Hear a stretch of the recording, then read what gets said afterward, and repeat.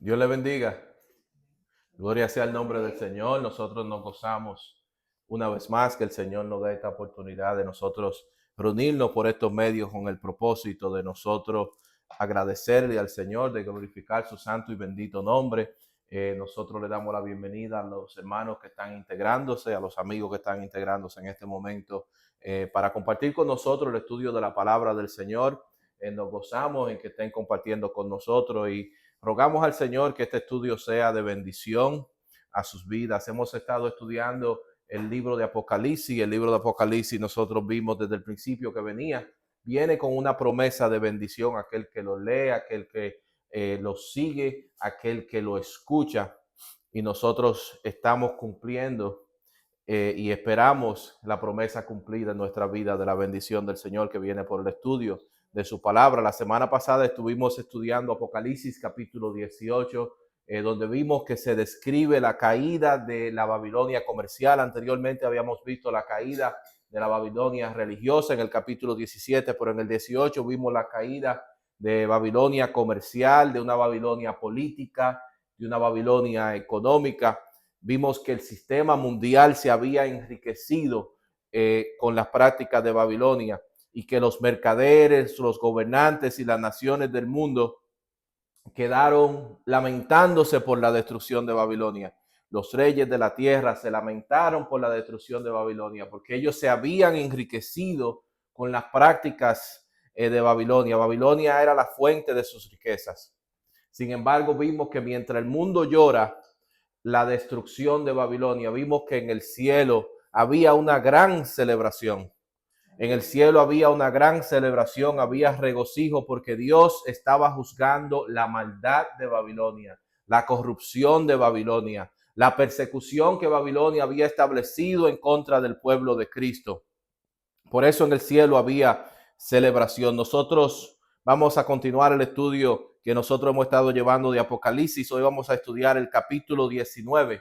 Esto que sucedió de la destrucción de Babilonia nos prepara para el capítulo 19, un capítulo sumamente importante, un capítulo que tiene dos partes. La parte primera es la que vamos a ver en el día de hoy. Vamos a estudiar del versículo 1 al versículo 10, que son las bodas del Cordero, y la segunda parte, que es el retorno del Señor Jesucristo. Vamos a estudiar hoy del capítulo 19, del versículo 1 al versículo 10, y vamos a dar lectura a los versículos correspondientes para empezar el estudio. Damos lectura a la palabra de Dios en el nombre del Padre, del Hijo y del Espíritu Santo. Amén. Después de esto oí una gran voz de gran multitud en el cielo que decía: Aleluya, salvación y honra y gloria y poder son del Señor Dios nuestro, porque sus juicios son verdaderos y justos, pues ha juzgado a la gran ramera que ha corrompido a la tierra con su fornicación, y ha vengado la sangre de sus siervos de la mano de ella. Otra vez dijeron: Aleluya, y el humo de ella sube por los siglos de los siglos. Y los 24 ancianos y los 4 seres vivientes se postraron en tierra y adoraron a Dios que estaba sentado en el trono, y decían: Amén, aleluya. Y salió del trono una voz que decía: Alabad a nuestro Dios, todos sus siervos, y los que le teméis, así pequeños como grandes. Y oí como la voz de una gran multitud, como el estruendo de muchas aguas, y como la voz de grandes truenos que decía: Aleluya, porque el Señor nuestro Dios Todopoderoso reina. Gocémonos y alegrémonos y démosle gloria, porque han llegado las bodas del Cordero y su esposa se ha preparado, y a ella se le ha concedido que se vista de lino fino, limpio y resplandeciente, porque el lino fino es las acciones justas de los santos. Y el ángel me dijo: escribe: bienaventurados los que son llamados a la cena de las bodas del Cordero. Y me dijo: estas son las palabras verdaderas de Dios. Yo me postré a sus pies para adorarle. Y él me dijo: mira, no lo hagas. Yo soy consiervo tuyo y de tus hermanos que retienen el testimonio de Jesús. Adora a Dios, porque el testimonio de Jesús es el espíritu de la profecía.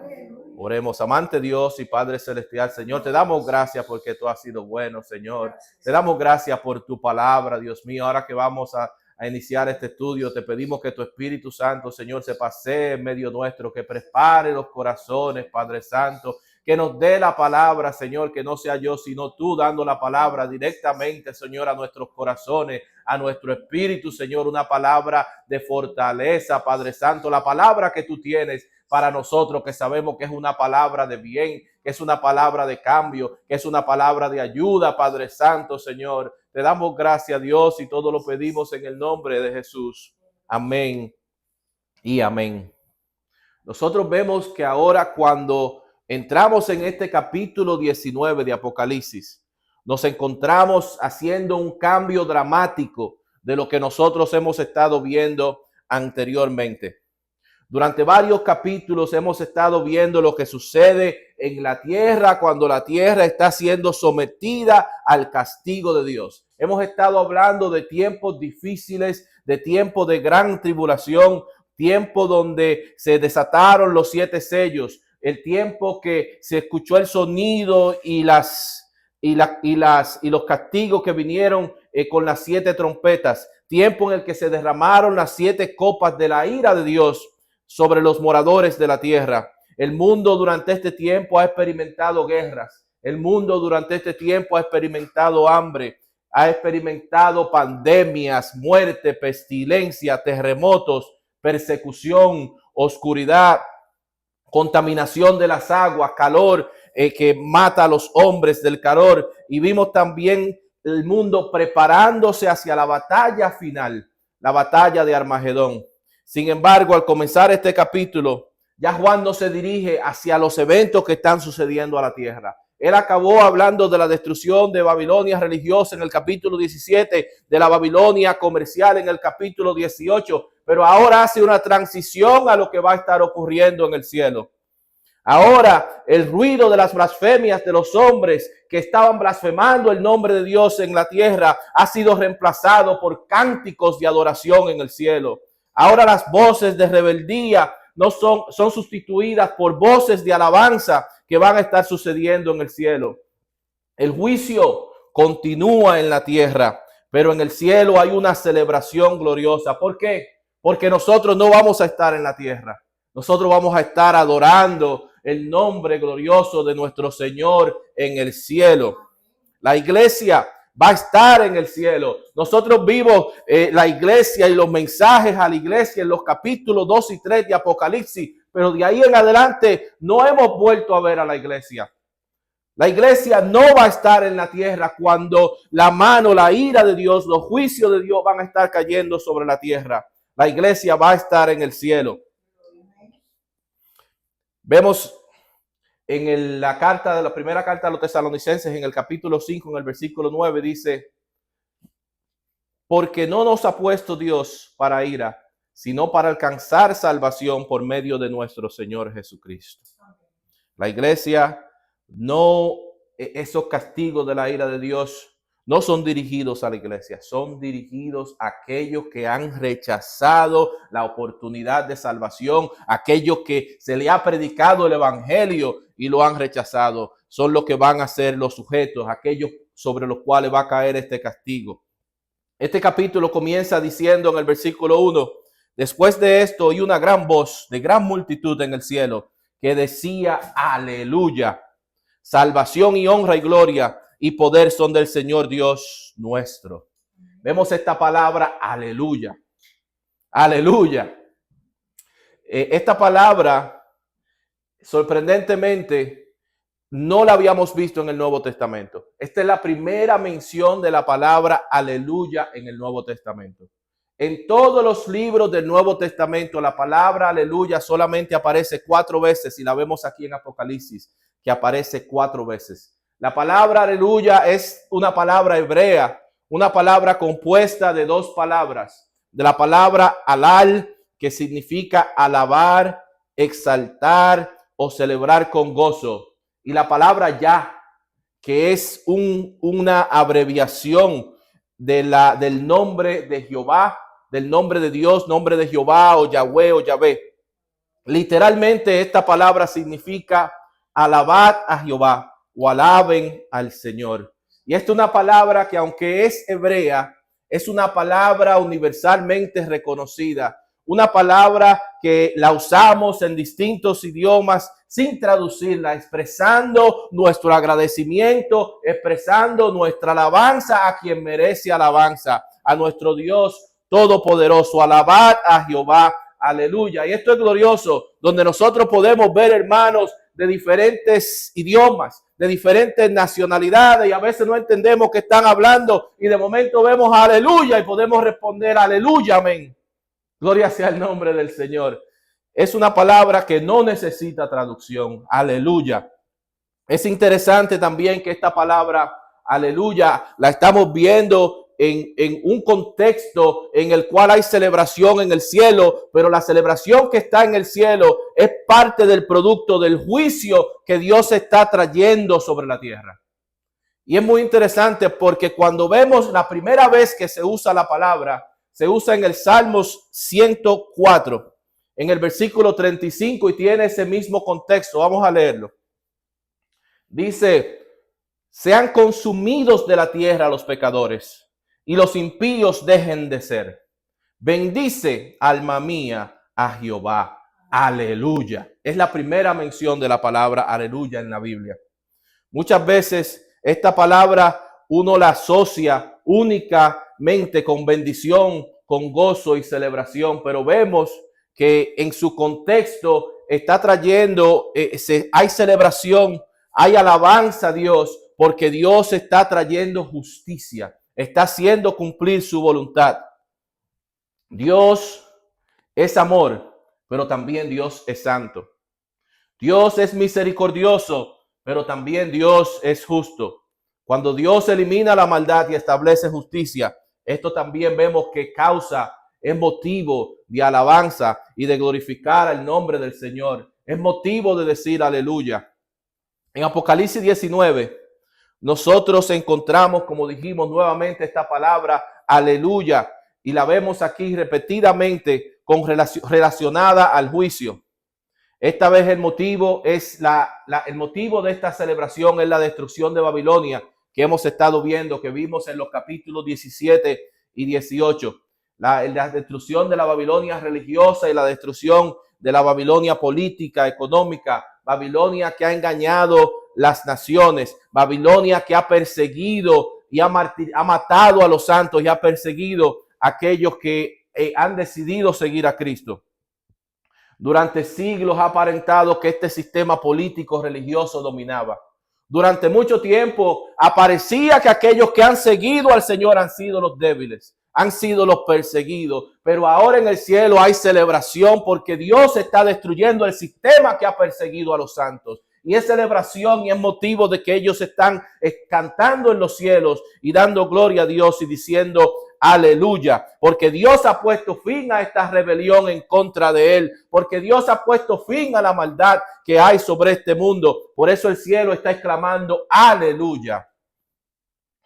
La iglesia está en el cielo, mientras en la tierra hay juicio. A medida que nosotros vemos este estudio de Apocalipsis, principalmente en las últimas semanas que hemos estado viendo los juicios, y estos juicios que cada vez se ponen más intensos. Vimos cuando comenzó el jinete del caballo blanco que engañó al mundo, dijimos que era el anticristo, que engañó al mundo imponiéndolos a un sistema económico y colaboró haciendo que los gobiernos se unieran, llevando o prometiendo paz, pero en realidad buscando destrucción y buscando guerra. Dijimos que este era el anticristo, y esto vino después del levantamiento del anticristo. Vino guerra, vino hambre, hemos visto muerte. Luego vimos las trompetas, vimos una tercera parte de los árboles quemados, vimos una tercera parte de los mares contaminados, vimos una tercera parte de las aguas dulces que fueron contaminadas y convertidas en amarga, y vimos una tercera parte de los hombres que murieron. Luego vimos entonces el juicio de las copas, donde vimos la gente con llagas dolorosas, aquellos que habían recibido la marca del anticristo. Vimos la conversión total de los mares en sangre, donde los peces de los mares murieron. Vimos la contaminación de las aguas. Vimos el calor insoportable. Vimos la oscuridad sobre el reino del anticristo. Vimos por último el temblor de tierra más grande en la historia de la humanidad. Hemos visto cosas difíciles en los últimos capítulos, pero durante todos estos acontecimientos están sucediendo en la tierra. La iglesia está ausente. La iglesia no está presente. ¿Por qué? Porque Cristo había prometido quitar del mundo a la iglesia antes de que la ira de Dios se derramara. Y lo vimos en la promesa de Apocalipsis capítulo 3, versículo 10, donde nos dice: por cuanto has guardado la palabra de mi paciencia, yo también te guardaré de la hora de la prueba que ha de venir sobre el mundo entero, para probar a los que moran sobre la tierra. Es una promesa de librarnos de la ira que viene sobre el mundo. Mientras la tierra experimenta terror, el cielo experimenta adoración. Mientras los hombres blasfeman en contra de Dios, los santos, los redimidos, glorifican a Dios. Mientras Babilonia cae en fuego, en el cielo hay adoración y la iglesia está de fiesta. Y está de fiesta. Y está de fiesta y está celebrando el evento que la iglesia ha estado esperando durante toda la historia de la iglesia. El momento de celebración o la ocasión de celebración de la iglesia es nuestro reencuentro con nuestro Señor, con nuestro Salvador.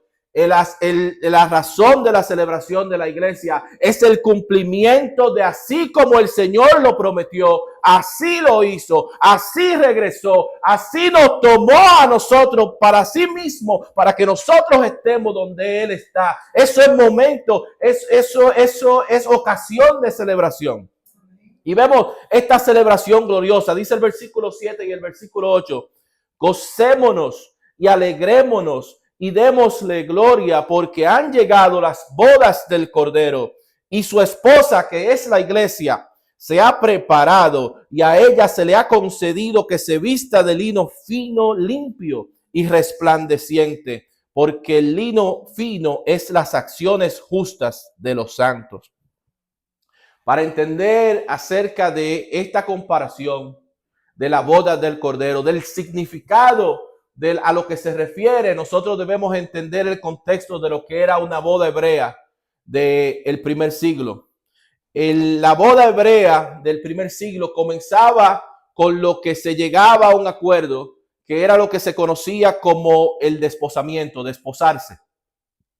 Esto era un compromiso que se hacía. La pareja, desde que se hacía este compromiso del desposamiento, era considerado legalmente una pareja, aunque todavía no vivían juntos. Solamente después que se hacía ese compromiso, para romper ese compromiso, tendrían que llegar a un acuerdo de divorcio. O sea, era un compromiso formal. Ya estaban legalmente comprometidos, aunque la ceremonia final todavía no había ocurrido. Del desposamiento en adelante empezaba este proceso de lo que era una boda hebrea. Como parte del acuerdo de este compromiso, se establecía un pacto en el cual la familia del novio o el novio hacía un pago que se le llamaba la dote a la familia de la novia. Y así comenzaba la boda hebrea. Y esto hace una comparación directamente con el caso de lo que el Señor ha hecho por su iglesia, de cómo Él nos ha comprado. Y el apóstol Pablo mismo escribió acerca del estatus actual de la iglesia. Porque el Señor vino, el Señor hizo un acuerdo de compromiso. La iglesia está desposada con el Señor, pero todavía no se ha celebrado la boda. Estamos en ese proceso de espera. El apóstol Pablo en 2 de Corintios dijo, capítulo 11, versículo 2, dijo: porque os celo con celo de Dios, pues os he desposado con un solo esposo, para presentaros como una virgen pura a Cristo. Entramos en este proceso de un compromiso, como se hacía en la boda hebrea del primer siglo. El pago que se conocía, dijimos que se conocía como la dote, que era el precio que se tenía que dar para entrar en ese acuerdo, que la familia del novio tenía que dar al padre de la novia para llegar a ese acuerdo matrimonial y nosotros hemos sido comprados.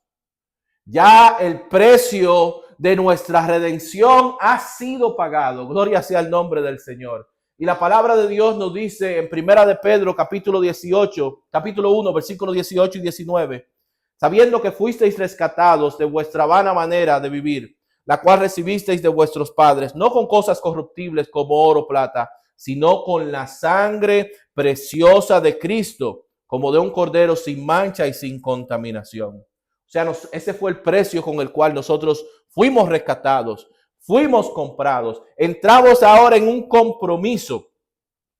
Y en la boda hebrea, entonces, después que se llegaba a ese compromiso, el novio se iba.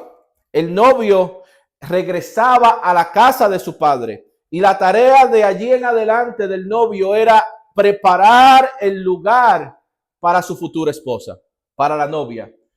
Y ese era ampliar muchas veces la casa del padre, construir un lugar, una habitación para lo que fuera su futura esposa. Durante ese tiempo, entonces, la novia esperaba, se permanecía esperando. Ella sabía y confiaba en la promesa de que el novio regresaría. Pero había un problema, que ella no sabía cuándo el novio iba a regresar. No sabía exactamente, pero mientras tanto ella tenía una responsabilidad de estar preparada. Tenía responsabilidad de mantenerse pura. Gloria sea el nombre del Señor. Esa es la responsabilidad de la novia. Esta costumbre a nosotros, cuando vemos lo que era la boda hebrea, nos ayuda a entender entonces el mensaje que el Señor Jesús hace en el capítulo 14 de Juan, cuando Él nos habla acerca de que Él regresará por nosotros, de que Él fue a preparar lugar para nosotros. Vemos en el Evangelio de Juan, en el capítulo 14, versículos 2 y 3, donde Él nos dice: en la casa de mi Padre muchas moradas hay. Si así no fuera, yo os lo hubiera dicho. Voy, pues, a preparar lugar para vosotros. Y si me fuere y os prepararé lugar, vendré otra vez y os tomaré a mí mismo, para que donde yo estoy, vosotros también estéis. La iglesia, como dijimos, es la novia de Cristo. La casa del Padre es el lugar donde el Señor está preparando lugar para su iglesia. Y su promesa es que Él regresará por nosotros. Cristo, cuando ascendió, regresó a la casa del Padre. Y desde entonces la iglesia se ha permanecido a través de la historia en la expectativa de que Él regresará, de que Él va a cumplir su promesa, de que Él regresará por su iglesia. Uno de los aspectos más interesantes de la boda judía, como dijimos, es que la novia no conocía del día, de la hora, de cuándo el novio iba a llegar. Se vivía en una constante expectativa. Cada día podía ser el día. No se sabía cuándo. Por eso mantenía sus vestiduras preparadas. Por eso se esperaba que manteniera sus lámparas listas. Y a eso consiste cuando se habla de la parábola de las 5 vírgenes insensatas y las 5 vírgenes prudentes, acerca del estado de preparación que tenía que tener la novia para cuando el novio llegara. Y esto nos habla directamente a cuál debe ser nuestra condición, en que nosotros debemos saber que en cualquier momento Cristo regresará por la iglesia. Debemos estar en la expectativa, y esa expectativa de nuestra confianza de que el Señor cumplirá su promesa debe llevarnos a nosotros a una actitud de reverencia, de obediencia, de santidad, de esperar que en cualquier momento nuestro Señor va a venir por nosotros, de saber que debemos estar preparados para cuando llegue ese momento glorioso. Cuando llegue ese momento de que el novio regresaba por la novia inesperadamente, no se avisaba, no se enviaba alguna notificación, una llamada, nada. Regresaba de sorpresa. Su llegada no era anunciada, pero cuando se escuchaba que venía el novio, en toda la aldea, el vecindario, se escuchaban gritos, se escuchaban trompetas, se escuchaban cánticos, porque el novio había regresado. Y así mismo será cuando regrese el Señor Jesucristo. Habrá trompeta, sonará trompeta, habrá voces, porque el Señor regresará por los suyos. Dice 1 Tesalonicenses capítulo 4, versículos 16 y 17. Porque el Señor mismo con voz de mando, con voz de arcángel y con trompeta de Dios, descenderá del cielo. Y los muertos en Cristo resucitarán primero. Luego nosotros, los que vivimos, los que hayamos quedado, seremos arrebatados juntamente con ellos en las nubes para recibir al Señor en el aire. Y así estaremos siempre con el Señor. Qué promesa más gloriosa, que nada ni nadie nos separará. Estaremos por siempre con el Señor.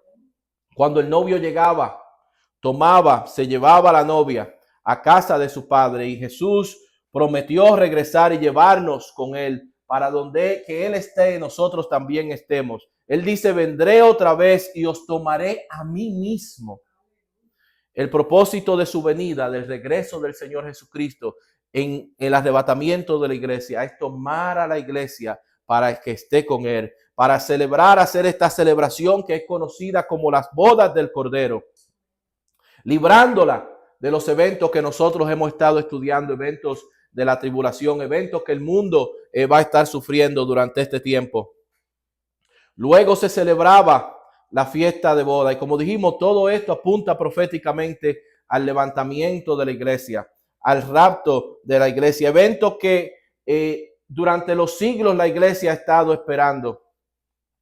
Y hay una comparación de eventos que sucedieron en el Antiguo Testamento que me llama mucho la atención, y es el evento de Abraham enviando a su siervo Eliezer a buscar novia para su hijo Isaac. Y esta es una de las imágenes más hermosas que hay acerca de las bodas del Cordero. Está en Génesis capítulo 24. Abraham ya era un hombre de edad. El hijo de la promesa, Isaac, fue un hijo que él estuvo a una edad avanzada. Y llegaba el tiempo que necesitaba buscar novia para Isaac. Pero algo muy interesante, que Isaac no fue a buscar una novia. No, Abraham envió a su siervo Eliezer a buscar la novia. Y es muy interesante porque cada uno de estos personajes, Abraham, Isaac, Eliezer y Rebeca, cumplen un rol, un retrato de lo que es este momento de las bodas del Cordero, de lo que es la Trinidad, Dios Padre, Hijo y Espíritu Santo, y de la iglesia. Porque nosotros vemos en el caso de Abraham una comparación con Dios Padre, que envió al Espíritu Santo a buscar la novia para su hijo. Jesucristo pagó el precio, pero regresó a la casa del Padre. En el caso de Abraham, él envió a su siervo Eliezer, que no por casualidad, sino por diosidencia, el nombre Eliezer significa ayudador, que es una de las características y de los nombres del mismo Espíritu Santo.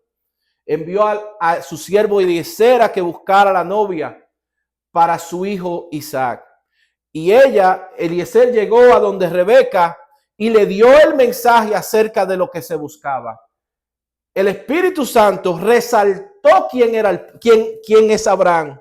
O Eliezer resaltó a Abraham. Eliezer resaltó a Isaac. Y es muy interesante porque así mismo Dios Padre ha enviado al Espíritu Santo. Y el Espíritu Santo está resaltando el nombre del Padre. El Espíritu Santo está resaltando quién es Jesús. Gloria sea el nombre del Señor. Está llamando al mundo a arrepentimiento. Está buscando una novia. Está buscando a la iglesia. Así como Eliezer fue a buscar a la novia para Isaac. Así el Espíritu Santo está a través del mundo. Cada vez que se proclama el evangelio de salvación, el Espíritu Santo está llamando a la gente a arrepentimiento para que se convierta en la novia de Cristo, para que aquel gran día sea tomada y sea partícipe de lo que es la boda del Cordero. Eliezer, el siervo de Abraham, habló a Rebeca acerca de las riquezas del Padre. Habló, pero Rebeca tenía que ir por fe. Rebeca no conocía a Isaac. Rebeca tenía que ir por fe. Y asimismo nosotros tenemos que recibir este mensaje de salvación por fe. Así como Rebeca amó a Isaac sin conocerlo, nosotros amamos a Cristo, a quien nosotros no hemos visto físicamente. Es una comparación que tal vez no esté dando no lo quisiera darlo de una manera con más elocuencia, pero es una comparación tremenda en este capítulo 24 de Génesis entre lo que es el trabajo de Dios Padre enviando al Espíritu Santo a buscar una novia para su hijo y el trabajo que está haciendo el Espíritu Santo con nosotros y lo que Abraham hizo enviando a su siervo Eliezer para buscar una novia para su hijo Isaac. El Espíritu Santo está convenciendo al mundo de pecado, está llamando a la gente a arrepentimiento, está exaltando el nombre de Cristo, dando su nombre a conocer. Y así como Rebeca aceptó el mensaje de Eliezer, creyó en el mensaje de Eliezer y se fue en un camino largo de regreso a donde Isaac.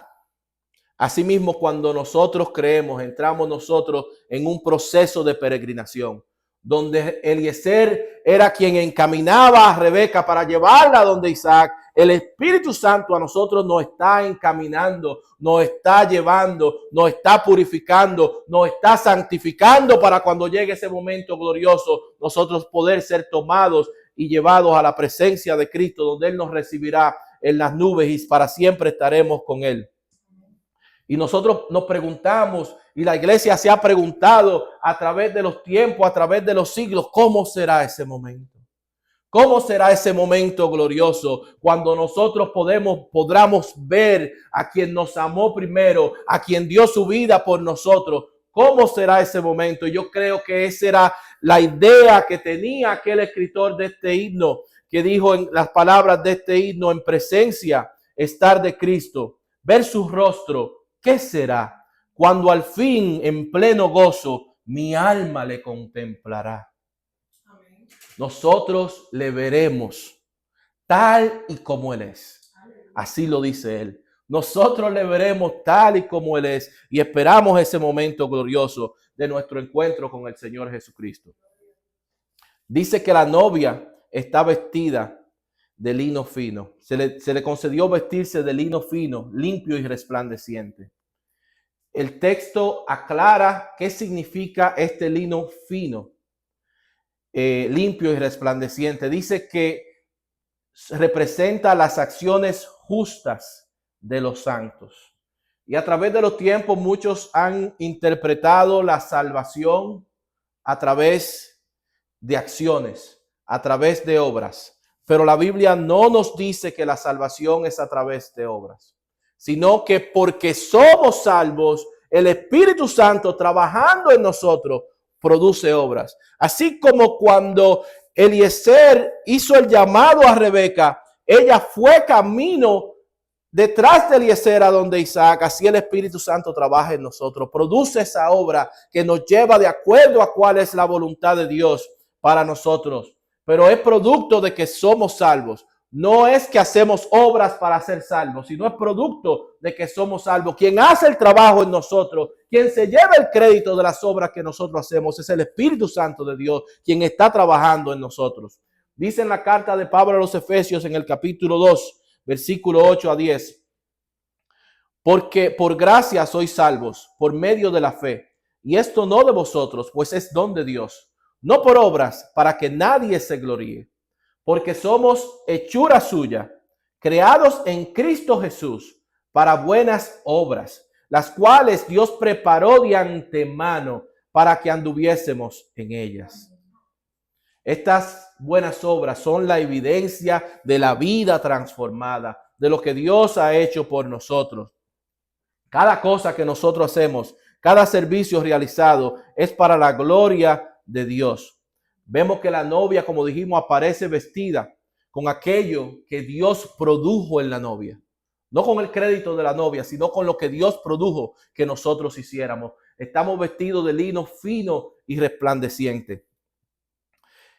Vemos que el ángel declara: bienaventurados los que son llamados a la cena de las bodas del Cordero.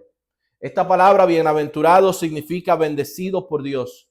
Y participar de este evento será el privilegio más grande que hay en la historia humana.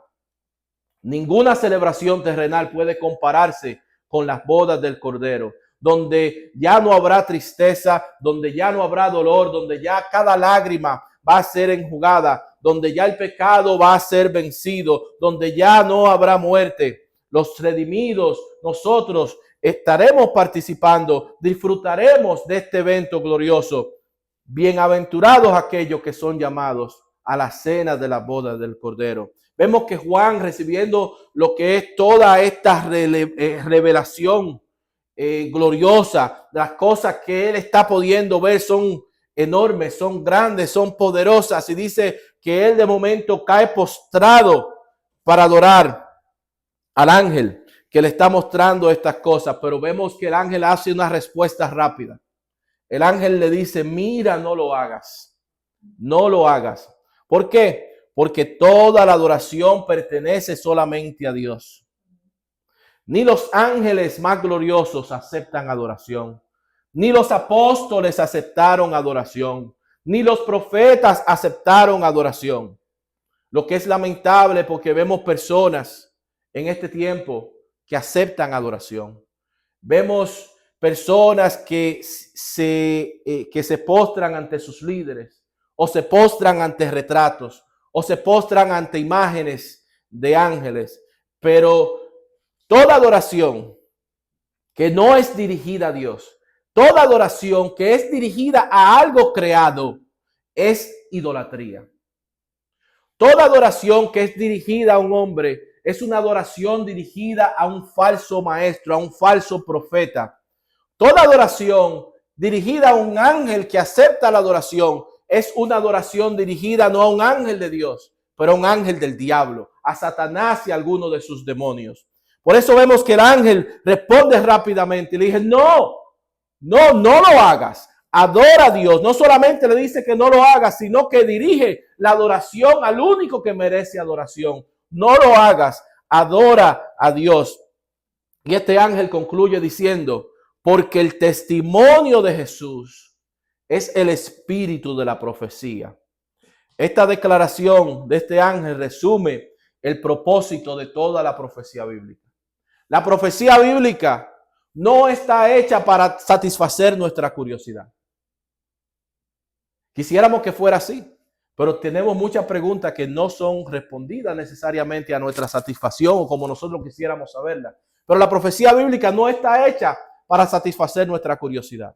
La profecía bíblica está hecha para revelar a Jesucristo. Gloria sea el nombre del Señor. El espíritu de la profecía, porque el testimonio de Jesús es el espíritu de la profecía. Y desde el Antiguo Testamento, todos los libros de la Biblia están dirigidos a la revelación del plan de Dios de salvación por medio de su Hijo Jesucristo. Desde el principio. Por eso cuando los líderes religiosos, aquellos doctores de la ley, aquellos que se conocían la ley y los profetas, discutían con el Señor Jesucristo, el Señor Jesucristo les respondió: ustedes escudriñan las escrituras porque saben que de ellas viene la vida eterna. Pero ¿qué le dice? Pero ellas son las que dan testimonio de mí, le dice el Señor Jesucristo. Toda la Biblia apunta al Señor Jesucristo, al verbo de Dios. Gloria sea el nombre del Señor. También vemos otro evento después de la resurrección del Señor Jesucristo, donde él caminaba con dos hombres que iban camino a Emaús. Y dice que ellos estaban tristes por los eventos que habían sucedido. Estaban tristes porque aquel que ellos habían seguido había muerto en una cruz. Ellos habían perdido la esperanza. Y en medio de su desesperanza, para que usted vea cómo son las cosas, ellos le cuentan y el Señor se le aproxima y le dice a ellos: pero yo veo que ustedes están tristes. Y él, ¿por qué están tristes? Y le dice, ellos le hablan acerca de lo que sucedió. Tú eres el único que no conoce lo que ha sucedido. Y el Señor le dice: ¿qué fue lo que sucedió?